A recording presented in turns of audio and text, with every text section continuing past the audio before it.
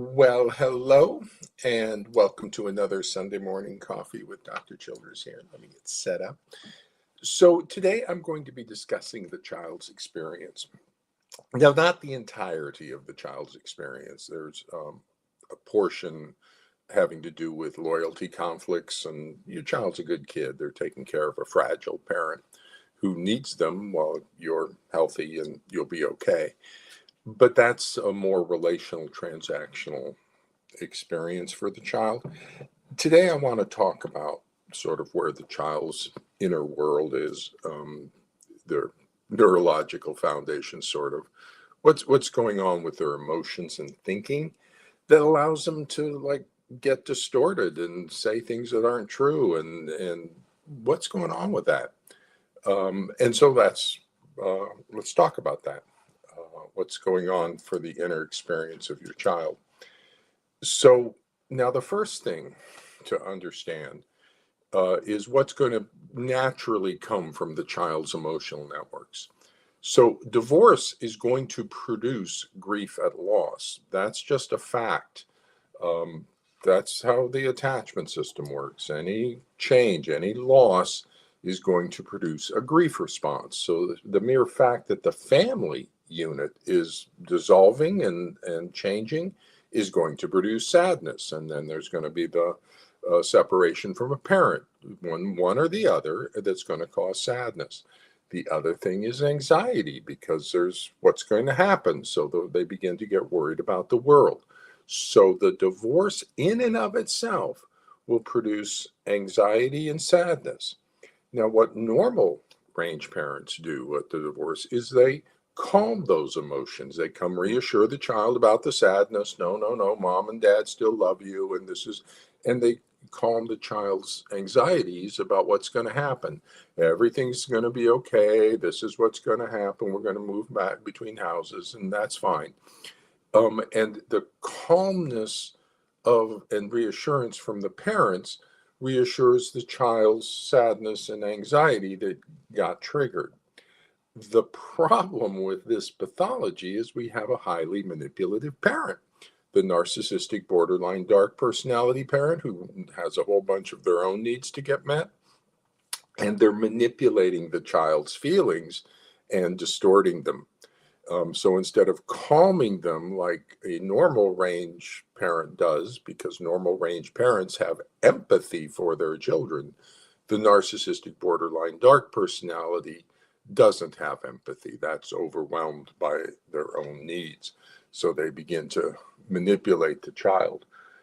So the pathological parent takes the child's sadness and anxiety and manipulates the child's interpretation of why they feel sad and anxious. And that's technically called a misattribution of affect. Affect means emotion. So they have the sadness, they have the anxiety, but they attribute a wrong source as to its cause. Basically, they get mixed up as to why. And they get mixed up because the manipulative, narcissistic, borderline, dark personality parent is manipulating the child's sadness, anxiety. And the narcissistic, borderline, dark personalities are the most manipulative humans on the planet. The dark personalities, that's part of the dark triad. That's part of the three, is Machiavellian manipulation. You add sadism, you get the dark tetrad. You move to vulnerable narcissism and borderline, you get the vulnerable dark triad. But all three of those are manipulation is part of that constellation. So you got a poor little kid who's just coming into the world, and you've got a highly manipulative parent. They can distort reality. And what they distort reality into is that the sadness that they feel from the grief, they manipulate the child into believing that it's the targeted parent, you, that is hurting the child in some way. And the anxiety from the uncertainty, they manipulate that and make it that the child's afraid of the other parent, afraid of the targeted parent. So the emotions are authentic. Sadness, and the child is hurting, and the child is anxious. But it's a normal response to divorce, but it's being twisted into blaming the other parent. The reason you're sad and hurting is because they must be doing something bad to you. That's a child understanding. And the child goes, that makes sense. Why would I hurt when if they weren't doing something bad to me? Well, you're hurting because of the divorce. And then once you separate fully from that parent, that's going to make the grief go off the charts. So that's the proof for the child that the targeted parent is a bad parent, is that when the child is with the targeted parent, their motivation to bond to that parent, their attachment networks are motivating them to bond to that parent because that parent's present. But when they don't bond to that parent because of all the stuff that's been distorted for them by the allied parent, then their grief goes up and they hurt more because they want to hurt, they want to bond, they don't bond, so now they hurt more. Now, when they go back to be with the other allied parent, when they're not in your presence, they're not motivated as much to bond to the targeted parent because they're not present. And so their bonding motivation decreases and their pain at the grief of loss decreases. And so what the child experiences is when they go be with the targeted parent, they hurt more. And when they go be with the allied parent, they hurt less. Well, that's the grief response relative to the two that they're feeling. But that's easily manipulated to be, see, it must be something that they're doing that to you that makes you hurt when you're with them. And the child believes that. And that's the seed core of their misattribution of affect. And that's why it's so easy to fix. Because once we get that rebonding, the grief response goes down and the child gets an accurate understanding of what the pain was coming from. The pain wasn't coming from bad parenting. The pain was coming from the absence of bonding. You missed them, your grief, and oh my gosh, you just need a hug. And so we can recorrect it relatively easily, but we need that protective separation because a allied parent is continuing to try to manipulate the child and use loyalty conflicts and all sorts of stuff. So we get the child, we say, get the child safe and protected, help the child understand what their feelings are, and then restore the narcissistic borderline parent and kind of manage the child's response to them. So the manipulative, allied, narcissistic, borderline, dark personality parent tells the child that they hurt because of you, the targeted parent, and because you're a bad parent doing bad things to them. And that makes sense to the child based on the rise and fall in their pain of their grief response. So when the child's with you, they hurt more. When the child's not with you, they hurt less. So it's just a misattribution of natural feelings. But once the child rejects the targeted parent, then their grief goes off the charts. So now it's really high. And you can look at the child's level of anxiety or fear. That extreme part of that is getting fed by the energy of that extreme grief response. A separation from a parent, that's like a parent dying. And that's going to produce just massive amounts of grief for them. So we got to get that bond back again. Imagine a parent dying. Imagine a child dying for a parent. The grief is immense when that happens, and that's what's going on for them. And they think, though, it's because the targeted parent is doing something to hurt them, and that's why they get very emotional about it and often very angry about it, accusatory. The targeted parent, they know it has something to do with them, and it's hurting, and help me figure this out.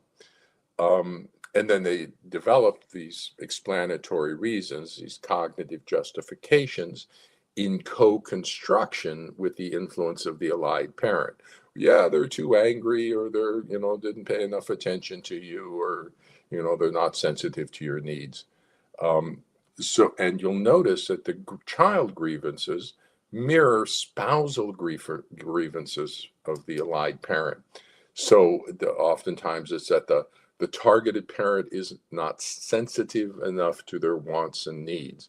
Well, that's a spousal thing. The ex-spouse is saying, "You didn't, weren't taking care of my needs," and they're too angry. Well, the spouses had conflict. The targeted parent was angry at the allied parent spouse for what they did in the divorce and stuff. Doesn't love them well enough. Didn't love the spouse well enough.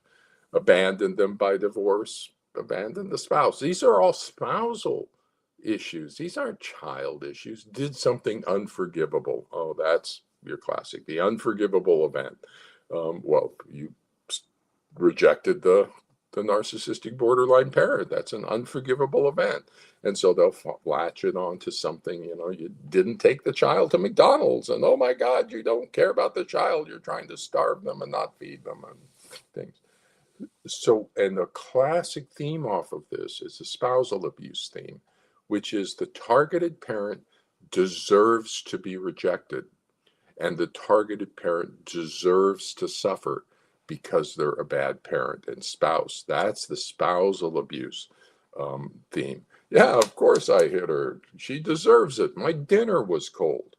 People deserve cruelty. The actual value system is we're not nice to other people because of who they are. We're nice because of who we are.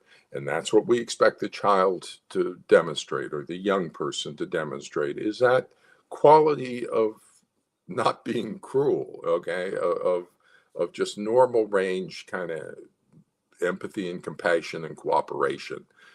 People don't deserve cruelty. That's your narcissistic value system. But you'll see that the other reason for that little piece of things is that if you don't deserve to be rejected, then the child has to do it all on themselves, and they don't have the ability to overcome rejecting a beloved parent. Oh my God, that's so hard. They want a bond, but they can't. So they have to get all this anger and self-justification and up that says you deserve to be rejected. Now they have that angry that can move that. And you deserve it because look how much I'm hurting. So they use that unresolved grief to fuel their anger, kind of in the emotional channels. So the child has a fixed and false belief maintained despite contrary evidence, i.e., a delusion. That's the definition of a delusion. A fixed and false belief maintained despite contrary evidence that they are being malevolently treated in some way by the normal range parenting of the targeted parent. Because it's all manipulative. It's not actually true. The targeted parent is not malevolently treating them. They're not being abusive. They're normal range. They could be a little bumpy, but that's okay. That creates insecure attachment, not rejection.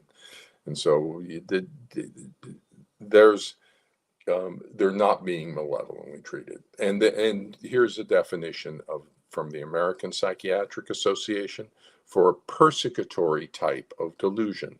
Persecutory type. Delusions that the person or someone to whom the person is close is being malevolently treated in some way.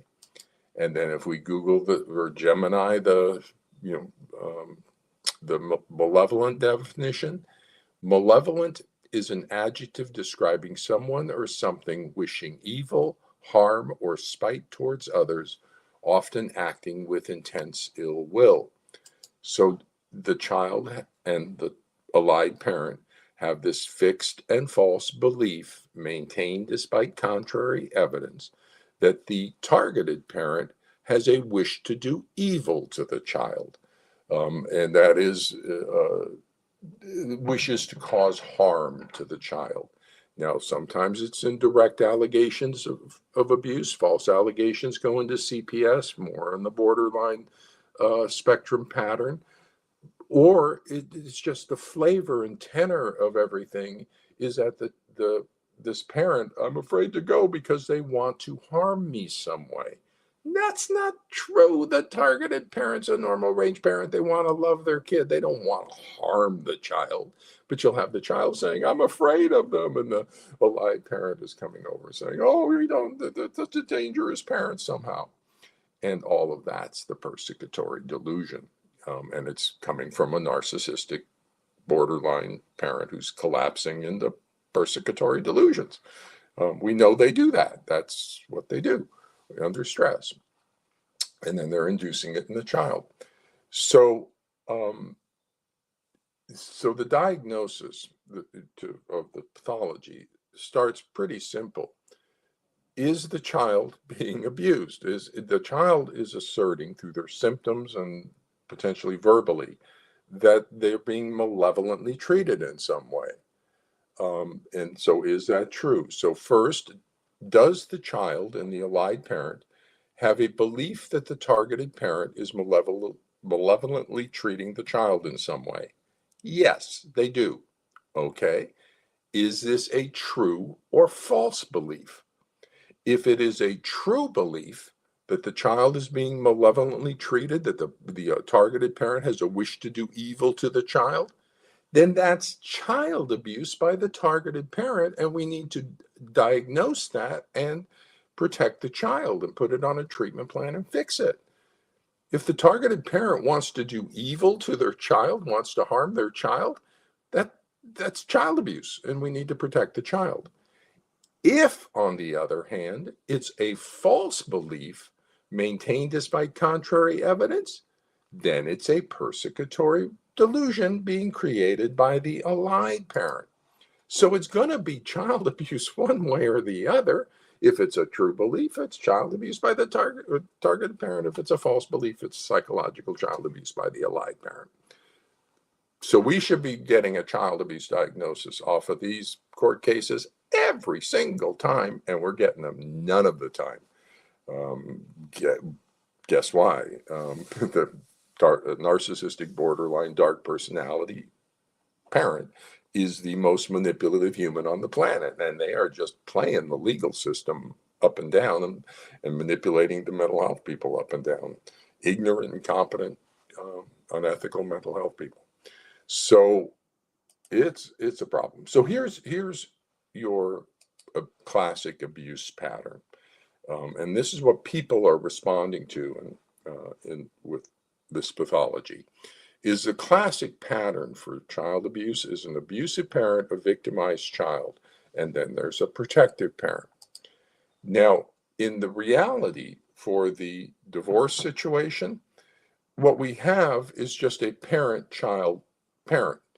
There's no abused child in this situation, but the unresolved trauma of the allied parent imposes the abuse pattern onto the relational dynamics of the family. So they impose the adjectives of abusive parent, the targeted parent, victimized child, which allows them to be the protective parent. But that's a false thing. That's your trauma reenactment narrative from the patterns in the history of the allied parent. That's the delusion, because it's not true. There is no abusive parent or victimized child, and the allied parent is not protective. It's just parent, child, parent. And the key to creating that pattern is not the parents. It's to get the child to believe that they are a victim of bad parenting of the targeted parent. The moment that child adopts a victimized child role, well, that automatically defines the targeted parent as abusive. There has to be an abusive parent if there's a victimized child. And then that abusive parent, victimized child allows the allied parent to swoop in as a protective parent role, which is the one they want to play. So it's all a kabuki theater. It's a delusion. It's a false narrative that's being created from the patterns of pathology and the unconscious of the allied parent. The unresolved trauma called transference by Freud. They're transferring their trauma from childhood into the patterns of current relationships. They get the child to be the victimized child, and that sets the entire pattern into place. And so Yeah, so once the child is victimized, that automatically defines the targeted parent as abusive and allows the allied parent to adopt the coveted role as the all-wonderful protective parent. So the important thing to understand about the child's experience is they are not making up the feelings of sadness and anxiety. Those are real emotions in their nervous system. It's just they're misattributing what's causing those emotions and why they're so inflamed. The child authentically feels emotional pain associated with the targeted parent because that's sadness from the grief of not bonding to the targeted parent. And then, under the distorting influence of the narcissistic borderline dark personality parent, the child develops a fixed and false belief that they are being malevolently treated in some way, i.e., that they are the victimized child. So, what we need to do is get these diagnostic questions answered. It's path A, path B. Path A is that the targeted parent is somehow abusing the child. And so, is the targeted parent abusing the child in some way, thereby creating the child's authentic attachment pathology towards that parent? If so, identify the targeted parent. The belief that the child is being malevolently treated in some way by that parent is true. So we need to protect the child.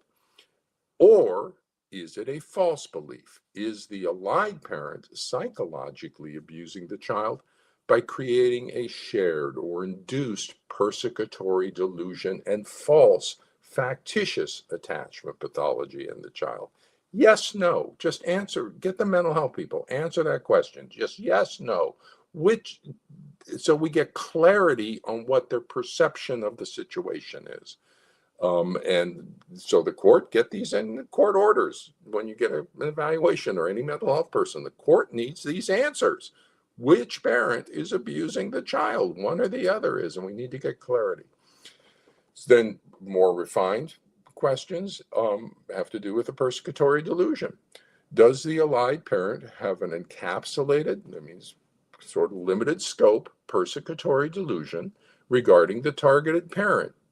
And does the child share this persecutory belief, a fixed and false belief that the child is being malevolently treated in some way? That's a DSM-5 diagnosis. And that's where we need to stop using euphemisms for child abuse. It's not parental alienation, it's child psychological abuse. It's not resist refuse dynamic, it's child psychological abuse. It's not parent child contact problems, it's child psychological abuse. So we need to stop using euphemisms so that everyone understands what we're talking about, because there's going to be abuse one way or the other. We need to get in there and diagnose it. Which parent? The allied parent on the path B, the allied parent has a major psychiatric disorder. In the DSM-5, its code is 297.1, delusional disorder. The type of delusional disorder is a persecutory type. The allied parent has a major psychiatric disorder that is distorting their thinking and perception, and they see dangers where none exist, and then they impose the distorted perception onto the child. And so we need to diagnose that psychiatric disorder and protect the child. Another question about the factitious attachment pathology. Does the child have a false, factitious attachment pathology imposed on the child by the pathogenic parenting of the allied parent? So if it's not a true attachment pathology, then it is a false or factitious attachment pathology, which is a factitious disorder imposed on another for primary and secondary gain to the parent. Third question, and this is an important question too, because it's another abuse diagnosis. Is the allied parent using the child's induced pathology, an induced persecutory delusion, and false factitious attachment pathology as a weapon of spousal emotional and psychological abuse of the targeted parent? And there's a DSM diagnosis for that. So we have two abuse pathologies potentially present, the child abuse and the spousal abuse. child abuse takes precedence, because if we solve the child abuse, we solve the spousal abuse as well. And children are more vulnerable than adults. So it's the child abuse we will focus on.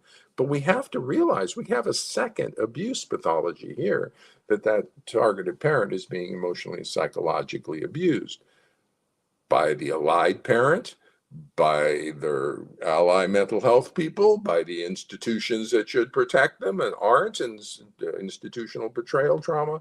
So that we're traumatizing a whole group of parents, and then we're allowing abuse of hundreds of thousands of children over 40 years.